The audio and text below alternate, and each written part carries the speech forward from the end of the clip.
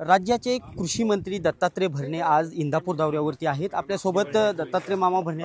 मामा, काय सांगाल? आज दिवाळी आहे, काय सांगाल? शेतकऱ्यांना एक प्रकारे मदतीची अपेक्षा आहे, काय कुठपर्यंत सरकार आले, कधी सरकार शेतकऱ्यांच्या खात्यावरती रक्कम जमा होईल? खरं तर ही दिवाळी माझ्या शेतकरी बांधवासाठी ज्या भागामध्ये अतिवृष्टी झाली त्या भागातल्या शेतकऱ्यांसाठी नक्की हे दुःखदायक आणि वेदनादायक दिवाळी जरी असली तरी शेवटी हा दिवाळीचा सण आपण संपूर्ण देशामध्ये मोठ्या उत्साहाने साजरे करतो। शेवटी दीपावलीचा अर्थच एक आहे की एक अंधाराकडून प्रकाशाकडे, याप्रमाणे निश्चित प्रकारे ह्या दीपावलीच्या सणाच्या निमित्तानं पुढच्या वर्षी येणाऱ्या वर्षामध्ये माझ्या नागरिकांना, शेतकरी बांधवांना येणारं वर्ष सर्वांसाठीच सुखाचं जावं, समाधानाचं जावं आणि माझ्या शेतकऱ्यांसाठी जे अतिवृष्टीमुळे जे नुकसान झालेलं आहे,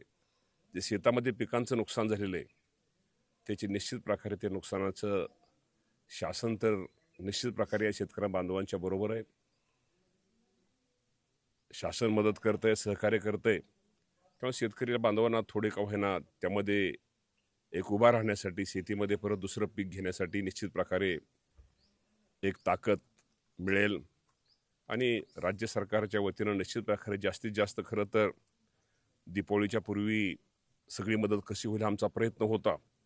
परंतु आपल्या सगळ्यांना माहिती आहे की पाऊस हा थोडा सप्टेंबरमध्ये शेवट पडल्यामुळं काही ठिकाणी पंचनाम्याचं काम अपूर्ण राहिलेलं आहे आणि पूर्वी 2 हेक्टरचा NDRFचा नियम होता, परंतु आपण शासनाने +3 हेक्टर केल्यामुळं परत 1 हेक्टर क्षेत्र वाढल्यामुळे थोडा पंचनाम्याला काही ठिकाणी उशीर झालेला आहे, पण बऱ्याचशा ठिकाणचं काम हे पूर्ण होत आलेलं आहे।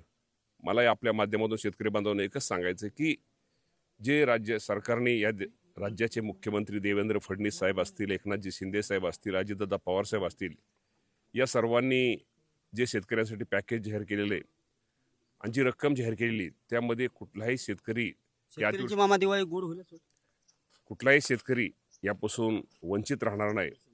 आणि शेतकऱ्याची दिवाळी गोड म्हणण्यापेक्षा की ठीक आहे आम्ही मदत करतो, शेवटी शेतकरी हा शेतकरी असतो, शेवटी आपण एक म्हण आहे, ज्याचं जळतं त्याला कळतं। त्यामुळं आज नक्की माझा शेतकरी थोडा अडचणीत आहे, ही दिवाळी साजरी करताना त्याला दुःख होतंय, परंतु मी आपल्या माध्यमातून माझ्या शेतकरी बांधवांना एवढंच सांगतो की आम्ही पण शेतकऱ्याचीच मुलं आहोत।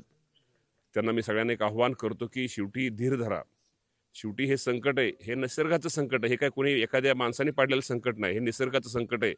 आपल्याला तर सगळ्या ह्यासाठी सामोरं जावंच लागेल आणि आपण सगळ्यांनी, मी एवढं सांगतो की आपल्यासाठी जे काय अजून भविष्यामध्ये माझ्या शेतकरी बांधवांसाठी जे काय करता येईल आणि जे शेतकऱ्यांचं हिताचं असेल तो करण्याचा प्रयत्न राज्याचे मुख्यमंत्री, दोन्ही उपमुख्यमंत्री आणि आमचे सगळे सहकारी आपल्याबरोबर आहेत, करतील। त्यामुळं निश्चित प्रकारे येणाऱ्या दिवसामध्ये जेवढं पॅकेज, मला वाटतं काल 8,200 कोटी रुपयाचे GR कालपर्यंत निघालेले आहेत, अजूनही काम थोडं अपूर्ण आहे आणि जेवढं ज्याप्रमाणे पंचनाम्याचं काम पूर्ण होईल आणि अहवाल जसजसे आमच्याकडे येतील त्याप्रमाणे रोज एक नवीन GR किंवा शासन आपल्या शेतकऱ्यांना मदत देण्याचा प्रयत्न शासनाच्या वतीने केला जाईल। मामा, भारतीय जनता पार्टीतर्फे ऑपरेशन लोटस सोलापूर जिल्ह्यात राबवलं जात आहे। एकंदरीत आज तुमची सोलापूरमध्ये मीटिंग देखील आहे, संपर्क मंत्री देखील नेमणूक झालेली आहे, कशा पद्धतीने हे जे आता जे आमदार जाणार अशी चर्चा आहे, कशा पद्धतीने थोपवण्याचा प्रयत्न करणार? थोपवण्याचा विषय नाही अजून, आता हे तुम्हीच बोलताय, सांगताय, अजून कुणी त्याची भूमिका जाहीर केलेली नाही आहे आणि शेवटी लोकशाहीमध्ये प्रत्येकाला स्वातंत्र्य आहे, त्यामुळं राजकारणामध्ये शेवटी प्रत्येकजण स्वतःच्या सोयीचं काय गोष्टी करतात। मला असं वाटत नाही की अजितदादा पवार साहेबांचं आणि या सर्व नेत्यांचं खूप चांगले संबंध आहेत, त्यामुळे ते कुठलाच नेता मला माझ्या माहितीप्रमाणे राष्ट्रवादी सोडणार नाही। सोलापूर जिल्ह्यात आज आपली मीटिंग देखील होत आहे, कशा संदर्भात ही मीटिंग आहे? तर तेच बोलले जाते की हे आमदार BJP मध्ये प्रवेश करणार आहे, त्यामुळेच ह्यासाठी मीटिंग नाही, माझी मीटिंग ही अगोदरचीच आहे।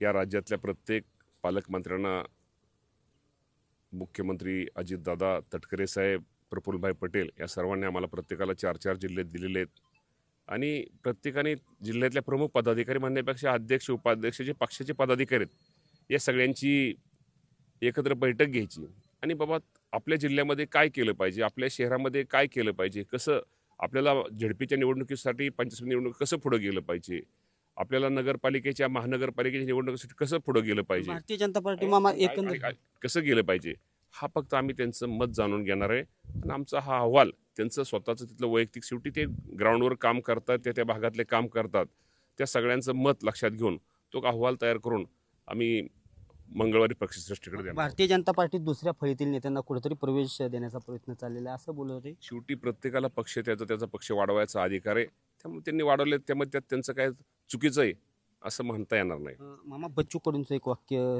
सध्या हे होतंय, कसं बघताय? नाही, बच्चू कडू माझे मित्र आहेत.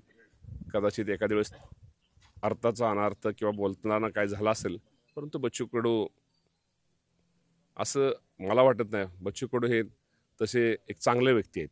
नक्कीच हे होते राज्याचे कृषी मंत्री दत्तात्रय भरणे. आज खऱ्या अर्थाने सोलापूर जिल्ह्याचा दौरा आहे आणि येणाऱ्या स्थानिक स्वराज्य संस्थेच्या निवडणुकीच्या पार्श्वभूमीवर हा दौरा असल्याचं दत्तात्रय भरणे यांनी म्हटलं आहे. दीपक कापरे, TV9 मराठी, इंदापूर.